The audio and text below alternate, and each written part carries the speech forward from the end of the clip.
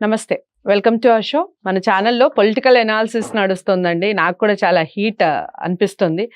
మనం ఇన్ని విషయాలు చెప్తూ ఉన్నాం, ప్రజలు ఎలా రిసీవ్ చేసుకుంటారు అని. ఎనాలిసిస్ ఏదైతే ఉందో ఎవరి పరిధికి తగ్గట్టుగా, ఎవరి నాలెడ్జ్కి తగ్గట్టుగా వాళ్ళు చెప్పడం జరుగుతుంది. ఎవరిని తప్పుపట్టడానికి ఉండదు ఇందులో. ఇక తన డివైన్ ఆస్ట్రాలజీ ద్వారా ఎన్నో రోజులుగా తను సాధన చేసి ఖచ్చితంగా చెప్పడం జరిగింది తెలంగాణ ఎలక్షన్స్కి సంబంధించి. దాన్ని బేస్ చేసుకొని నేను ఈ వీడియోస్ చేస్తున్నాను. అది ఎంతవరకు కరెక్ట్ అయింది కాబట్టి ఇప్పుడు కూడా కరెక్ట్ అవ్వచ్చేమో అన్న ఉద్దేశంతోనే చేస్తున్నాను. చూద్దాం ఎలక్షన్స్ అయ్యే వరకు.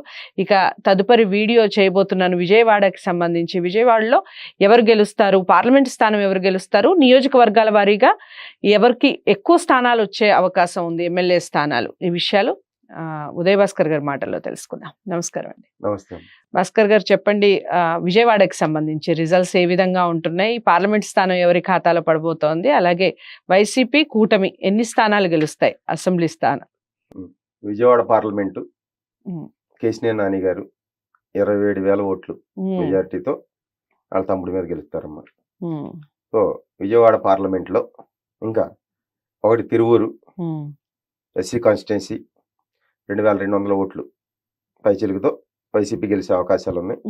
అలాగే విజయవాడ వెస్ట్ 6,000 ఓట్లు పైచిలుకు వైసీపీకి అవకాశాలు ఉన్నాయి.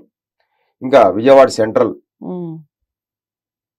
5,600 ఓట్లు పైచిలుకుతో కూటమి అభ్యర్థి గెలుస్తాడు. విజయవాడ ఈస్ట్ టైట్ ఫైట్ జరిగి 3,000 ఓట్లు మెజారిటీతో వైసీపీ అభ్యర్థి గెలిచే అవకాశాలు ఉన్నాయి. మైలవరం కూటమి అభ్యర్థి 7,000 ఓట్లు పైగా మైలవరం కూటమి గెలుచుకుంటుంది. నందిగామ ఎస్సీ కాన్స్టిట్యున్సీ అమ్మ, ఇక్కడ టైట్ ఫైట్ హోరాహోరీకి జరుగుద్ది.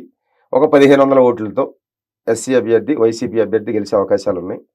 ఇంకా జగ్గయ్యపేట ఒకప్పుడైతే కూటమికే ఉంది, ప్రస్తుతం జగ్గయ్యపేట టైట్ ఫైట్లో ఎడ్జ్లో 1,200 ఓట్లతో బయటపడచ్చు వైసీపీ అని చెప్తారు. 5 గెలుస్తాయి, 5 గెలుస్తాయి వైసీపీ.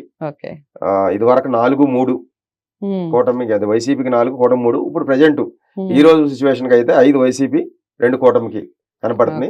అది కూడా 1,000, 1,200, 1,500 ఓట్లతో పడేయే 2-3 ఉన్నాయమ్మా.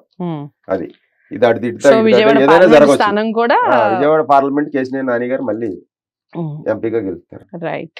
సో అదండి, విజయవాడ కూడా ఫ్యాన్ గాలి ఎక్కువగా వీస్తోంది. 5 స్థానాలు అసెంబ్లీ స్థానాలు రావడం అంటే మామూలు విషయం కాదు, చాలా మంచి మెజారిటీ వచ్చినట్టే. అలాగే పార్లమెంటు స్థానం కూడా వైసీపీ ఖాతాలోనే పడింది.